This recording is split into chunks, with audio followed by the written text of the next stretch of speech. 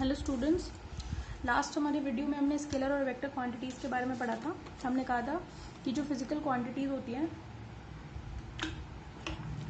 वो दो पार्ट्स में डिवाइडेड होती हैं, स्केलर क्वांटिटीज़ और वेक्टर क्वांटिटीज़। ठीक है, स्केलर क्वांटिटीज़ क्या होती है? जिनकी केवल मैग्नीट्यूड होता है, डायरेक्शन नहीं होती है। जिसमें हमने बहुत सारी क्वांटिटीज़ पढ़ी थी, लाइक डिस्टेंस होती है, मास होता है ना। इसके अलावा डेंसिटी होती है, इन सब की कोई डायरेक्शन नहीं होती। ठीक है, इसके अलावा स्पीड होती है ना। फिर हमने पढ़ा था वेक्टर क्वांटिटीज़, जिनको डिफाइन करने के लिए मैग्नीट्यूड के साथ साथ डायरेक्शन की भी ज़रूरत पड़ती है।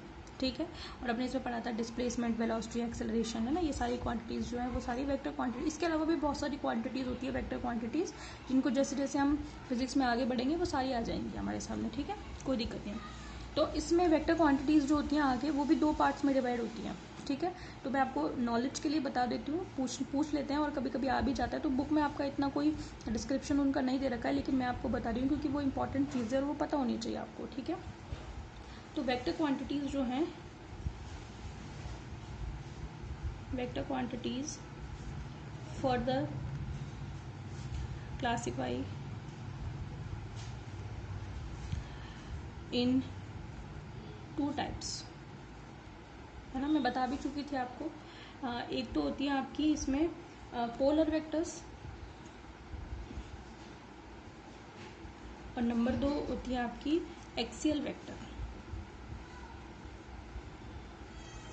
ठीक है, तो पहले हम देख लेते हैं जल्दी से कि पोलर वेक्टर्स क्या होते हैं। पोलर वेक्टर्स जो होते हैं वो हमेशा अलोंग अ लाइन होते हैं, है ना। Those vector quantities which act along a line, यानी कि एक लाइन के अलोंग ही जो वर्क करते हो, वो क्या कहलाते हैं? पोलर वेक्टर कहलाते हैं। ठीक है, तो आप क्या कहोगे? Those vectors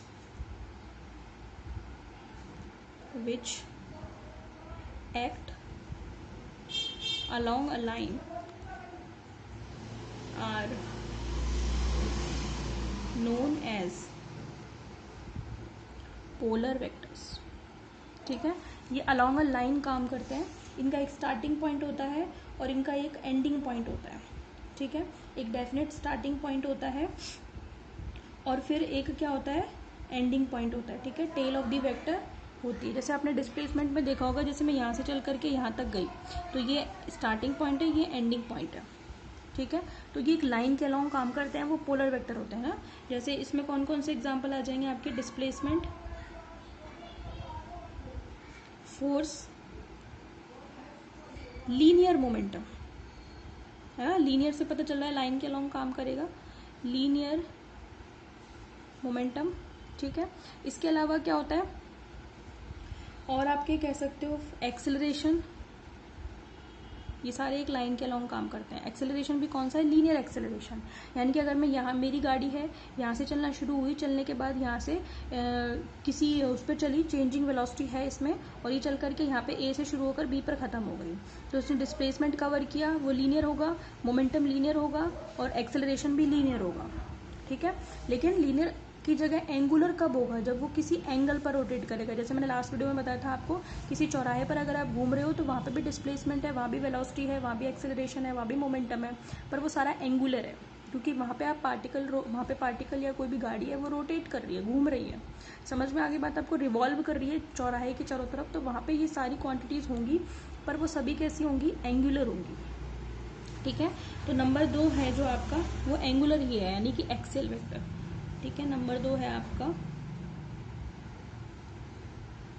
axial vectors. ठीक है, ये वेक्टर वो होंगे, those vectors which are associated with the rotation around an axis, मतलब एक एक्सिस के अराउंड रोटेशन से रिलेटेड होता है, वो कहलाते हैं एक्सियल वेक्टर। तो आप क्या कहोगे? Those vectors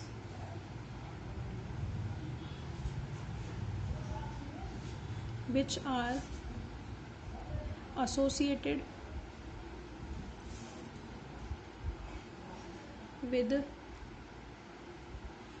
associated with rotation around an axis are called axial vectors। ठीक है, मैं समझा भी चुकी थी आपको किस तरीके से रोटेशन होगा। इसमें एग्जांपल आ जाएगा आपका एंगुलर डिस्प्लेसमेंट, सारी चीज़ें रोटेटिंग होगी, ठीक है, एंगुलर डिस्प्लेसमेंट। इसके अलावा आपका हो जाएगा एंगुलर मोमेंटम। ये सारी क्वांटिटीज़ कैसी होंगी आपकी एक्सेल वेक्टर, क्योंकि ये सारी क्वांटिटीज़ किसी एक्सिस के अबाउट रोटेशन पर डिपेंड करती है, इसलिए ये क्या कहलाएंगे, एक्सेल वेक्टर्स कहलाएंगे, ठीक है। तो ये आपका क्लासिफिकेशन खत्म हो गया वेक्टर्स का। अब आप देखिए रिप्रेजेंटेशन ऑफ वेक्टर, किसी भी वेक्टर को कैसे रिप्रेजेंट किया जाता है।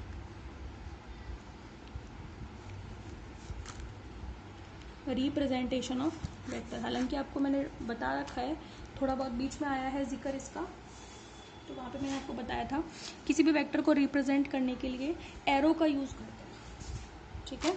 हम बताएंगे the representation of any vector, या फिर आप ऐसे कह दीजिए, चलो ऐसे कह दो, the representation of any vector is given by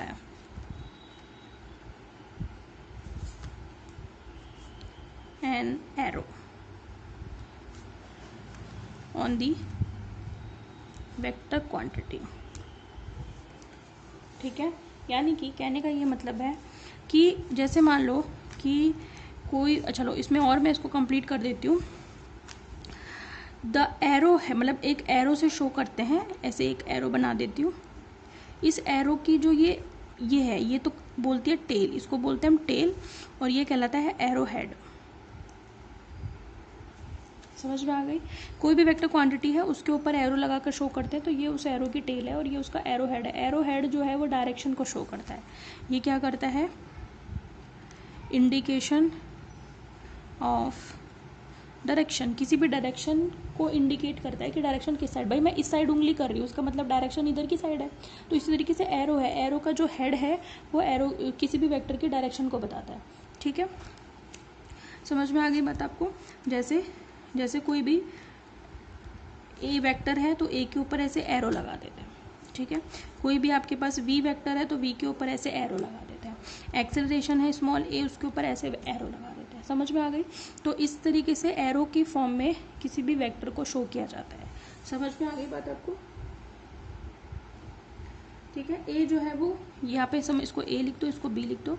तो ए टेल कहलाती है और बी जो है वो एंड पॉइंट है, और उसको हम हेड भी बोलते हैं, एरो हेड, या इसी को हम बोलते हैं टर्मिनल पॉइंट। इसका दूसरा नाम क्या है, टर्मिनल पॉइंट, ठीक है। इस तरीके से मतलब रिप्रेजेंट करते हैं, नथिंग इंपॉर्टेंट इसमें, इतना कुछ भी नहीं है। किसी भी वेक्टर को हम ऐसे शो करेंगे एरो लगा करके। समझ में आ गई। तो ये आपका रिप्रेजेंटेशन हो गया वेक्टर्स का। अब हम देखेंगे टाइप्स ऑफ वेक्टर, कि वेक्टर्स कितने टाइप के होते हैं। भाई वेक्टर को हमने क्लासीफाई तो कर दिया कि भाई वेक्टर जो है क्वांटिटीज को क्लासीफाई कर दिया हमने स्केलर और वेक्टर में, वेक्टर को क्लासीफाई कर दिया हमने एक्सेल वेक्टर और पोलर वेक्टर में। लेकिन अब हम देखेंगे कि वेक्टर रिलेटेड और डेफिनेशंस क्या हो सकती हैं, वेक्टर्स में भी और कितने तरीके हो सकते हैं, टाइप हो सकते हैं, है ना, उनको देखेंगे, ठीक है। तो हम यहाँ बताएंगे टाइप्स ऑफ वेक्टर्स। नंबर 1 है इसमें इक्विवेलेंट वेक्टर।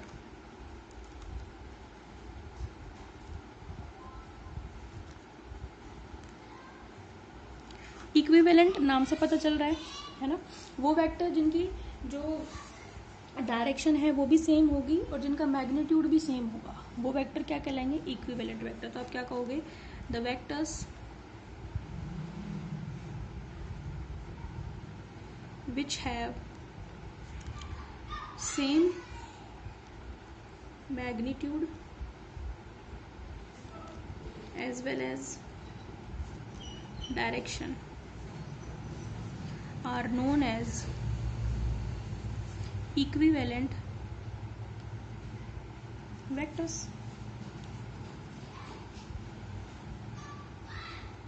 ठीक है।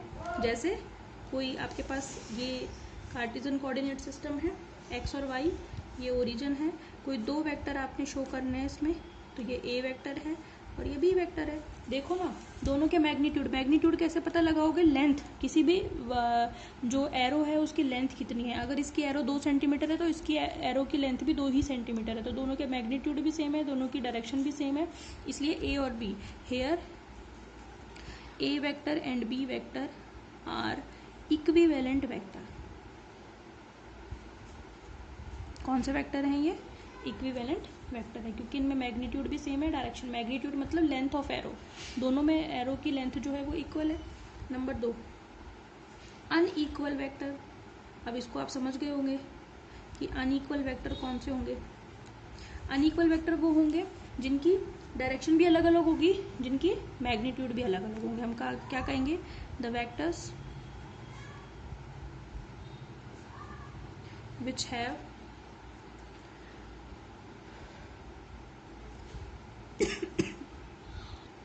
ठीक है, मतलब मैं और इसको थोड़ा सा ब्रॉड कर देती हूँ डेफिनेशन को। हम ऐसे कह सकते हैं, the vectors which have same magnitude but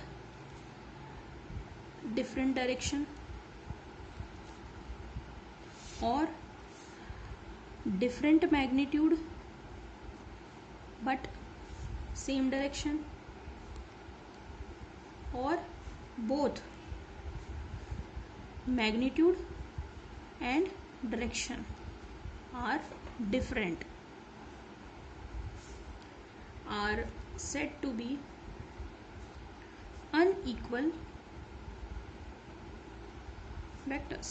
यानी कि 3 कंडीशन, मैंने इसको थोड़ा ब्रॉड कर दिया कि भाई यहाँ पर तो मैग्नीट्यूड और डायरेक्शन दोनों सेम थी, ठीक है, लेकिन अनइक्वल में कुछ भी अनइक्वल हो सकता है। दोनों जो वेक्टर हैं उनके मैग्नीट्यूड तो सेम हो पर डायरेक्शन डिफरेंट हो, या फिर ऐसा हो कि मैग्नीट्यूड अलग हो लेकिन डायरेक्शन सेम हो, या ऐसा हो सकता है कि दोनों ही आपके अलग अलग हों, यानी कि मैग्नीट्यूड भी डिफरेंट हो और दोनों की डायरेक्शन भी डिफरेंट हो, तो वो आप क्या कहलाएंगे?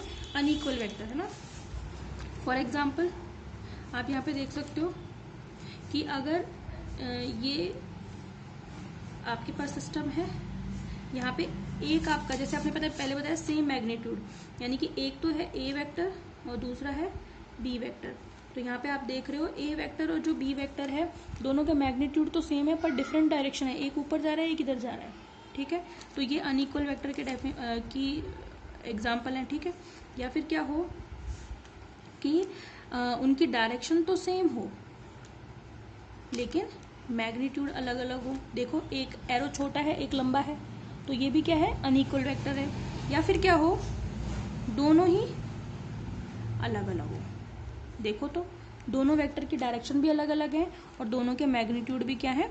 अलग अलग, एक छोटा है एक बड़ा है और डायरेक्शन भी डिफरेंट है। तो यहाँ पे जो ए और बी वेक्टर हैं वो दो तीन कैसे हैं? Here A and B vector